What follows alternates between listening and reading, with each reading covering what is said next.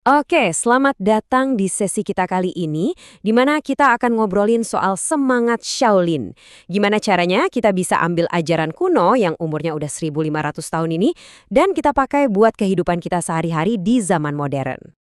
Yuk, kita mulai dengan satu pertanyaan penting. Coba deh renungin sebentar. Seberapa sering sih kita ngerasa kayak cuma ngejalanin hari-hari aja, kayak robot gitu? Nah, pertanyaan inilah inti dari mengapa kebijaksanaan kuno Shaolin ini jadi relevan banget buat kita sekarang. Di dunia yang kadang rasanya wah kacau balau dan penuh tuntutan, tradisi Shaolin itu nawarin kita sebuah jalan. Tapi ini bukan jalan buat lari ya, justru sebaliknya. Ini tentang gimana caranya kita bangun kekuatan dari dalam, biar kita nggak gampang goyah, mau sekeras apapun ombak kehidupan nerpa. Dan jangan salah ya, semangat Shaolin itu bukan cuma soal jadi jago kungfu atau bela diri. Intinya tuh lebih dalam dari itu. Ini soal gimana kita nyatuin pikiran dan tubuh kita buat nemuin siapa diri kita sebenarnya. Jadi ini bukan soal jadi biksu petarung sama sekali, bukan. Prinsip ini bisa dipakai siapa aja, mau Anda dokter, seniman, pekerja kantoran, siapapun. Intinya adalah menumbuhkan kekuatan batin yang bisa jadi pegangan di semua aspek kehidupan. Oke, sekarang kita masuk ke intinya nih. Prinsip dasar dari ajaran Shaolin, ide bahwa masa depan kita itu dibentuk sama apa yang kita lakuin hari ini. Gampangnya, setiap pilihan kecil yang kita buat sekarang, itu tuh kayak benih. Dan benih itulah yang nantinya bakal tumbuh jadi takdir kita. Nah, di sini kita bisa lihat petanya ya. Gimana satu pikiran kecil bisa berkembang jadi takdir kita. Konsep ini yang kita kenal sebagai karma. Tapi tunggu dulu. Karma di sini tuh bukan soal hukuman mistis atau hadiah dari langit. Anggap aja ini kayak rantai sebab akibat yang logis banget. Pikiran kita ngebentuk kata-kata, kata-kata jadi tindakan, dan ya gitu seterusnya. Kutipan ini benar-benar nunjukin di mana letak kekuatan kita yang sebenarnya. Kalau mau ada perubahan, itu mulainya bukan dari luar, bukan dengan ngubah dunia di sekitar kita, tapi dengan ngubah dunia di dalam diri kita sendiri, yaitu pikiran kita. Disinilah momennya kita bisa berhenti jadi penumpang yang jalan di mode autopilot dan mulai jadi pengemudi hidup kita sendiri. Oke, jadi kita udah paham nih pentingnya menjaga benih di dalam pikiran kita.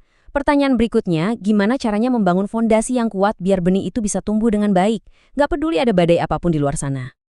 Pernah nggak sih ngerasa gampang banget kebawa emosi? Atau panik karena ada kejadian tak terduga? Nah, itu yang disebut kondisi reaktif. Ajaran Shaolin ngajak kita buat jadi sebaliknya. Jadi kayak pohon yang akarnya kuat banget. Mau anginnya sekencang apapun, kita tetap tenang, tetap stabil.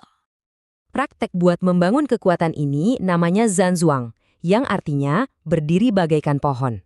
Dan ini bukan cuma latihan fisik biasa ya. Ini juga soal melatih pikiran kita buat nemuin ketenangan dan stabilitas dari dalam diri. Para guru Shaolin bilang, kita ini seringnya pengen langsung terbang aja dalam hidup. Pengen cepat-cepat sukses, cepat-cepat bisa ini itu. Padahal tanpa fondasi yang kokoh, tanpa belajar buat berdiri dengan tegap dulu, kita bakal gampang banget jatuh. Nah, itulah esensi dari latihan ini. Oke, fondasi udah kuat. Itu langkah pertama. Tapi, gimana dengan kekacauan yang seringkali datang dari dalam diri kita sendiri? Emosi kita misalnya. Nah, disinilah ajaran Shaolin punya pandangan yang mungkin beda banget soal apa itu kendali. Coba, kalau kita dengar kata kendali emosi, apa yang kepikiran? Biasanya kan kita mikirnya itu soal menekan perasaan atau pura-pura nggak ngerasain apa-apa kan? Tapi gimana kalau kendali yang sebenarnya itu justru kebalikannya? Gimana kalau ini soal memahami dan menerima, bukan menolak? Nah, ini nih salah satu pemahaman paling penting dalam ajaran Shaolin. Rasa sakit adalah fakta, penderitaan adalah pilihan. Maksudnya gimana? Rasa sakit kayak ya kehilangan, kegagalan. Itu bagian dari hidup kita nggak bisa hindari. Tapi penderitaan, rasa cemas berlebihan, penyesalan yang nggak habis-habis, kemarahan yang kita pelihara terus, itu adalah reaksi kita terhadap rasa sakit itu. Dan reaksi itulah yang jadi pilihan kita.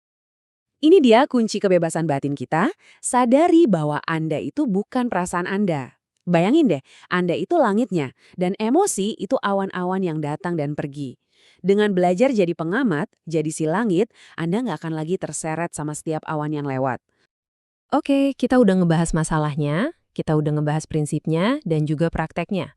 Tapi pada akhirnya pelajaran yang paling penting adalah apa langkah Anda selanjutnya dari sini? Ada pepatah bijak yang bilang, Guru menunjukkan jalannya, Anda sendiri yang harus menempuhnya. Anggap aja semua kebijaksanaan ini kayak peta. Peta bisa nunjukin arah, tapi kan peta nggak bisa jalanin perjalanannya buat Anda. Transformasi sejati itu cuma terjadi waktu Anda mutusin buat ngambil langkah pertama dan terus melangkah. Jadi, yuk kita kembali ke awal. Kalau seluruh masa depan Anda itu ibarat sebuah hutan, benih apa yang mau Anda tanam dengan sadar hari ini? Nggak perlu yang muluk-muluk kok. Mungkin benih kesabaran saat macet di jalan. Mungkin benih perhatian dengan dengerin temen curhat. Atau benih keberanian buat mencoba hal baru. Pilih aja satu dan mulailah dari sana. Baiklah, kita sudah sampai di akhir topik yang sangat berharga ini. Sebelum Anda menutup tab, izinkan saya memberitahu fakta yang mengejutkan. Lebih dari 75% dari Anda yang menonton video ini sampai detik terakhir belum mengklik tombol subscribe. Anda menikmati konten, tapi berisiko besar melewatkan informasi terbatas dan eksklusif yang akan datang. Kami akan segera merilis konten baru dan konten tersebut hanya akan tersedia selama 48 jam pertama bagi mereka yang sudah berlangganan. Jangan biarkan diri Anda menjadi bagian dari mayoritas yang ketinggalan kesempatan emas ini. Ambil tindakan sekarang juga. Klik subscribe dan nyalakan lonceng notifikasi, karena akses istimewa ke pengetahuan ini sangat terbatas. Jadilah yang pertama tahu. Dan jangan jadi penonton pasif yang hanya numpang lewat. Subscribe sekarang.